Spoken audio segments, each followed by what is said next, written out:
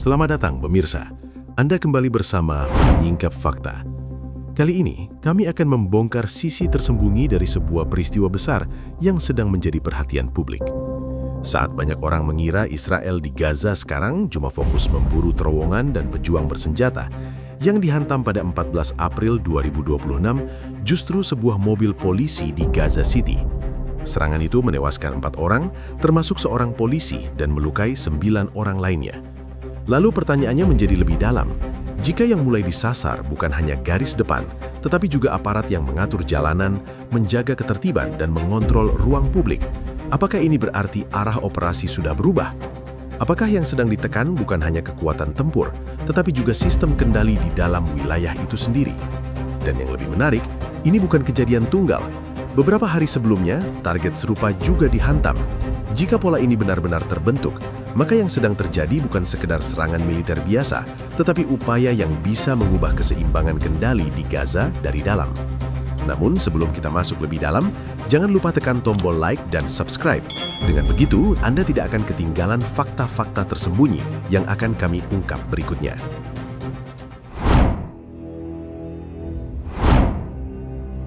Pada 14 April 2026, saat banyak orang membayangkan medan perang di Gaza hanya bergerak di sekitar terowongan, posisi pejuang bersenjata, dan serangan ke titik tempur, justru yang meledak di Gaza City adalah sebuah mobil polisi.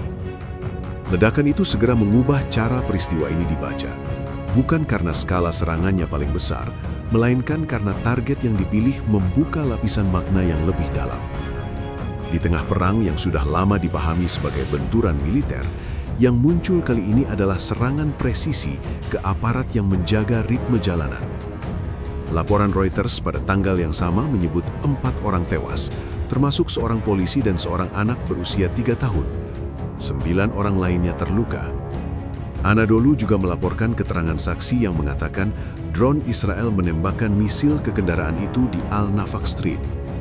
Dengan 2 potongan informasi itu, gambarnya menjadi cukup jelas. Penyerangnya disebut Israel. Cara serangannya adalah serangan presisi dari udara. Sasarannya adalah kendaraan polisi.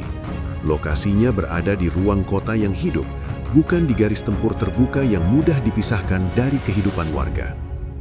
Di titik inilah, peristiwa itu terasa lebih sensitif daripada yang terlihat di permukaan. Polisi di Gaza bukan sekedar petugas lalu lintas yang berdiri di persimpangan. Di wilayah yang porak-poranda, aparat seperti ini menjadi bagian dari cara sebuah kekuasaan tetap terasa hadir dalam kehidupan sehari-hari. Mereka mengatur arus kendaraan, mengawasi titik keramaian, membantu membentuk rasa tertib, dan menunjukkan bahwa masih ada struktur yang bekerja di tengah kekacauan. Ketika sebuah mobil polisi dihantam, yang terkena bukan hanya orang di dalam kendaraan, tetapi juga simbol bahwa masih ada tangan yang mengatur ruang publik. Karena itu, serangan ini tidak mudah dibaca sebagai ledakan biasa. Ada perbedaan besar antara menghantam gudang senjata dan menghantam alat yang menopang ketertiban sehari-hari. Gudang senjata berbicara tentang kapasitas tempur, mobil polisi berbicara tentang kendari. Jika yang dipukul adalah perangkat yang mengawasi jalanan, maka pesan yang muncul bergerak ke arah yang lebih luas. Yang sedang diganggu bukan hanya kemampuan melawan dari sisi militer, tetapi juga kemampuan menjaga kehidupan kota agar tetap berada di bawah pengaruh otoritas tertentu. Di mata banyak warga, kendaraan polisi adalah benda yang sangat dekat dengan rutinitas harian. Ia hadir di jalan, di persimpangan, di pasar, dan di titik yang dilalui orang biasa. Itu sebabnya, ledakan terhadap target seperti ini terasa langsung menghantam ruang sipil. Bahkan ketika sasaran utamanya bukan kerumunan warga, efek psikologisnya tetap menyebar cepat. Orang tidak lagi hanya melihat perang sebagai sesuatu yang berlangsung jauh dari keseharian. Perang tampak masuk ke jantung pengaturan kota, ke tempat di mana rasa aman yang paling tipis seharusnya dipertahankan. Ketika sasaran bergeser dari titik tempur ke unsur pengatur kota, perang berubah wajah. Ia tidak lagi terdengar sebagai dentuman di kejauhan, melainkan terasa sebagai tekanan langsung pada urat nadi kehidupan harian. Dari sini, arah pembacaan mulai berubah. Serangan 14 April 2026 tidak berhenti sebagai kabar tentang satu kendaraan yang hancur. Peristiwa itu menandai bahwa yang diperebutkan di Gaza bukan hanya wilayah dan senjata, tetapi juga siapa yang masih sanggup terlihat berkuasa di depan mata masyarakat.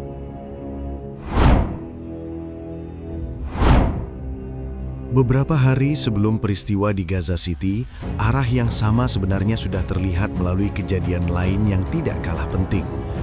Pada 10 April 2026, laporan Reuters menyebut sebuah serangan udara menghantam pos pemeriksaan polisi di Bureij, wilayah Gaza Tengah.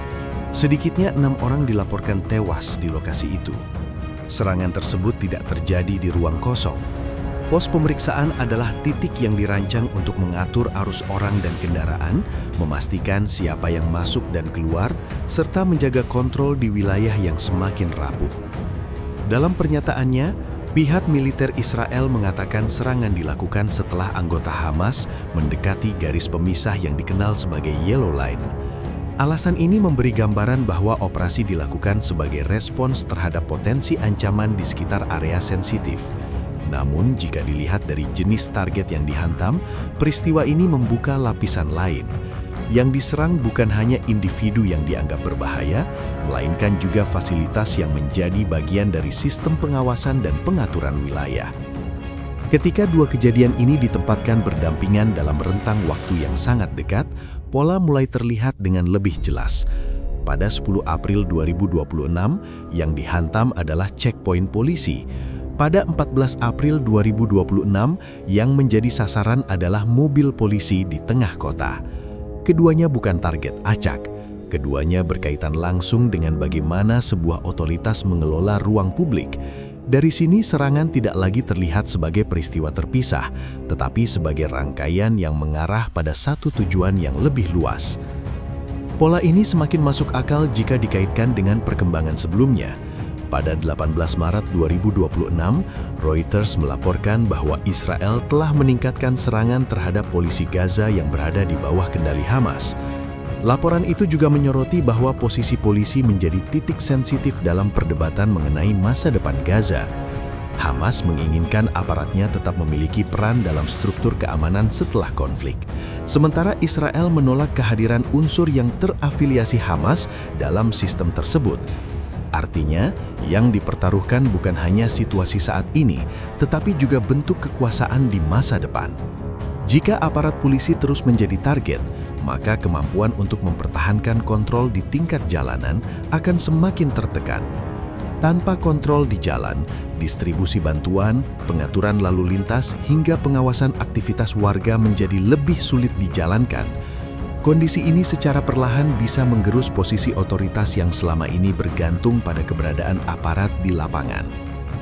Dalam konteks ini, serangan pada 10 April 2026 dan 14 April 2026 dapat dibaca sebagai bagian dari pendekatan yang tidak hanya menargetkan kekuatan tempur, melainkan struktur yang menopang kehidupan sipil.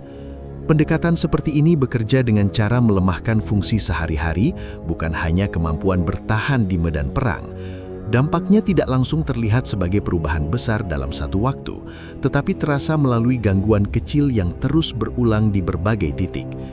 Ketika checkpoint tidak lagi aman dan kendaraan patroli menjadi sasaran, maka kehadiran aparat di ruang publik akan semakin berkurang. Dari situ ruang kosong mulai terbentuk. Ruang yang sebelumnya diisi oleh pengawasan dan pengaturan perlahan berubah menjadi wilayah yang lebih sulit dikendalikan. Dalam situasi seperti ini, tekanan tidak hanya dirasakan oleh pihak yang menjadi target utama, tetapi juga oleh masyarakat yang bergantung pada stabilitas tersebut untuk menjalani aktivitas harian mereka. Ketika rangkaian serangan mulai mengarah ke aparat yang mengatur ruang publik, dampaknya tidak hanya berhenti pada kerusakan fisik di lokasi kejadian. Arah ini membawa konsekuensi yang lebih dalam, terutama dalam cara sebuah wilayah dipertahankan secara sosial dan politik. Pada 18 Maret 2026, Reuters mengutip analis Palestina Reham Auda yang menilai bahwa serangan terhadap polisi Gaza bertujuan mengganggu upaya keamanan yang dijalankan Hamas. Pernyataan ini memberi gambaran bahwa yang sedang disentuh bukan sekadar target operasional, tetapi juga mekanisme yang menjaga keteraturan sehari-hari. Dalam konteks seperti Gaza, Keteraturan bukan sesuatu yang terjadi dengan sendirinya. Ia dibentuk oleh kehadiran aparat di titik-titik penting, oleh patroli yang terlihat di jalan, dan oleh kemampuan untuk merespon situasi dengan cepat. Ketika unsur-unsur ini mulai terganggu, maka efeknya merambat ke banyak sisi kehidupan. Distribusi bantuan menjadi lebih rentan, lalu lintas menjadi tidak teratur, dan ruang publik kehilangan pengawasan yang sebelumnya menjaga keseimbangan. Kondisi ini tidak langsung menciptakan kekosongan total, tetapi perlahan mengurangi kemampuan sebuah otoritas untuk tetap terasa hadir. Dari sudut pandang strategi, tekanan seperti ini memiliki dua lapisan sekaligus. Di satu sisi, ia mengurangi kemampuan lawan untuk mengatur wilayahnya sendiri. Di sisi lain, ia mengirim sinyal bahwa struktur yang ada tidak akan diterima sebagai bagian dari masa depan. Ini penting, karena perdebatan mengenai siapa yang akan mengelola Gaza setelah konflik terus berjalan di berbagai level. Ketika aparat yang terhubung dengan satu pihak terus menjadi sasaran, maka peluang mereka untuk tetap memiliki peran dalam struktur keamanan semakin tertekan. Namun, di balik perhitungan tersebut, ada dampak yang langsung terasa di lapangan. Pada 14 April 2026, Reuters melaporkan bahwa keluarga dari anak yang menjadi korban mengatakan mereka sedang pulang dari acara pernikahan kerabat ketika serangan menghantam kendaraan polisi di dekat persimpangan Timras dan Al-Nafaq Street. Peristiwa ini menunjukkan bagaimana sebuah operasi yang ditujukan pada target tertentu bisa menjalar ke warga yang berada di sekitarnya. Jarak antara sasaran dan kehidupan sipil menjadi sangat tipis. Situasi seperti ini menciptakan tekanan yang bersifat ganda.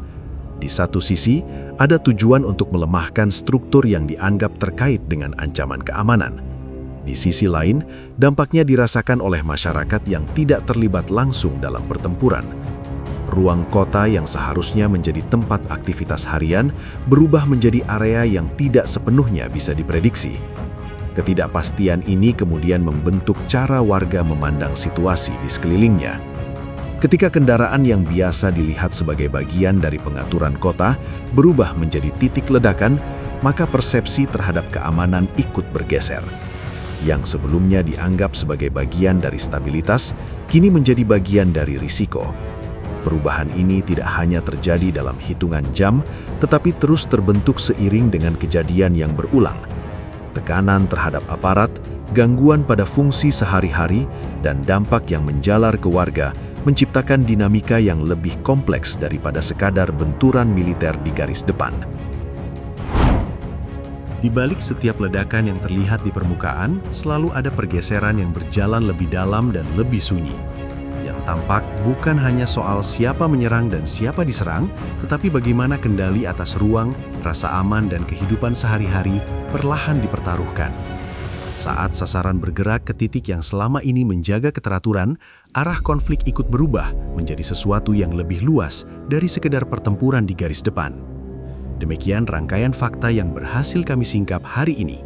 Jangan lupa subscribe ke channel Menyingkap Fakta dan aktifkan lonceng notifikasi agar Anda tidak ketinggalan pengungkapan fakta-fakta penting lainnya. Menyingkap Fakta, mengungkap kebenaran di balik setiap peristiwa. Sampai jumpa pada fakta berikutnya.